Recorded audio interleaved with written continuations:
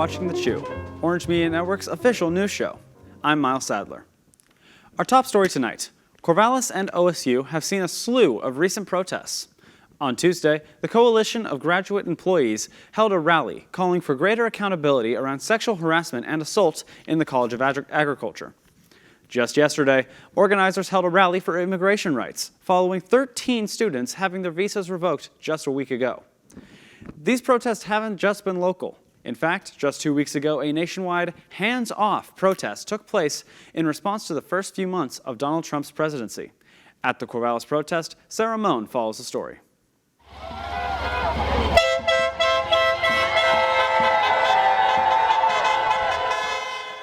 On April 5th, locals took to the streets of Corvallis, Oregon to join a nationwide protest known as the Hands Off Movement. Protesters filled 4th Street with signs, images, and messages mocking President Trump's administration and other high-up politicians, including the leader of the Department of Government Efficiency, Elon Musk. Residents, students, and locals all gathered downtown in front of the Benton County Circuit Court to take part in a National Day of Action, also known as the People's Veto Day. Their motives being to oppose the Trump administration's current actions and policies. I'm very concerned about the shredding, the tearing apart of the social safety net, including here in Oregon. This nationwide protest was organized by civil rights organizations, veterans, women's rights groups, labor unions, and LGBTQ+ advocates like Invisible. On the front steps of the courthouse, individuals stood up and made speeches, eager for people to hear their voices. Your children love me without punishment. I have put them to bed and filled them with lullabies. Many locals had relayed their concerns to me in hopes of spreading awareness of the recent defunding of departments within our government, emphasizing the concern and civil unrest that these actions have caused.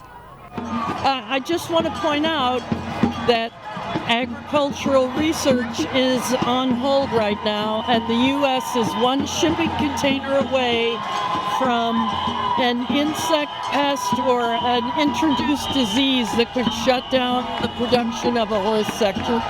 As the protest lasted over 3 hours, booths were set up that allowed people to converse, make signs, and talk with others as a space to share opinions. Locals and students were fired up to show their support as chants could be heard throughout the streets of downtown Corvallis.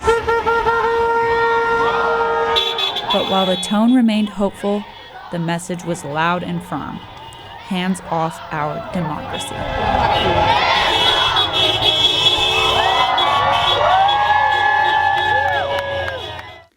Our next story.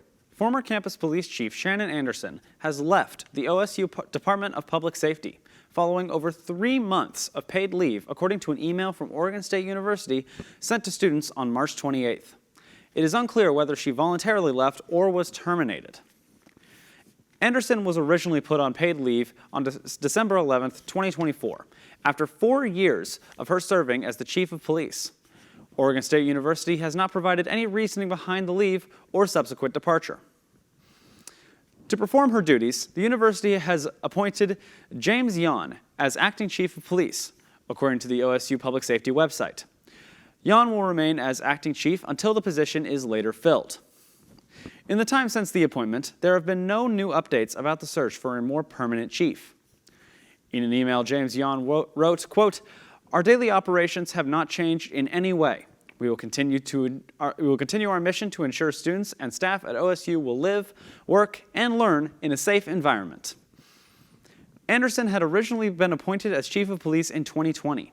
Previously, she had worked in the Seattle Police Department in roles such as lieutenant, sergeant, patrol officer, and detective, beginning in 1992.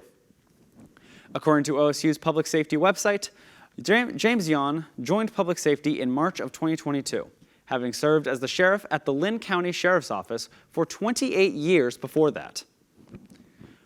Our last story for tonight. Major changes are on the way within the Dixon Rec Center. Construction has started on the east side of the building, leaving only the main entrance on 26th Street available. These renovations include a renovated climbing gym, a rebuilt east entrance, and improvements to the racquetball and squash courts. These quality of life and safety improvements are a part of Dixon's 12-year renewal plan. The updated climbing center will include a new climbing wall, updated lighting, and improved air conditioning. The east entrance will be rebuilt with improved traffic flow into the building, increased comfort, and improved wayfinding screens. The racquetball and squash courts will receive upgraded walls and a new floor finish. We spoke to Brian Husteles, Associate Director of Marketing, Communications, and Events for Recreational Sports. According to him, these renovations were prompted by feedback from the Recreational Sports Advisory Board and the University Budget Committee. So the primary catalyst is Dixon's just getting to be an old building. I mean, it's going to be 50 years old this year. And this is part of our 12-year building renewal plan. And that includes the necessary life safety updates. According to their website, the renovations began March of this year and are set to be completed this fall. The affected areas will be closed off until further notice. Husteles provides more information. The Saturday, March 22nd of spring break, the Dixon Climbing Center was shut down. The east entrance was closed, so it's already kind of upon us, and we anticipate it to be ready for fall term. Now, the exact date within fall term is not certain at this point, but it will definitely be kind of through the summer. With this temporary closure, there will be some alternatives for those who use the affected facilities. Students are still able to access climbing facilities at Mick Alexander Fieldhouse. However, students that utilize the courts won't have alternatives until the fall. Dixon Recreation Center will remain open during construction. Students can access the unaffected areas like the weight room, the pool, and the basketball courts. For more updates regarding the renovations, visit the Recreational Sports website. Thank you for watching The Chew. For the latest OSU news, follow The Chew live on Instagram. I'm Miles Sadler. Have a good night.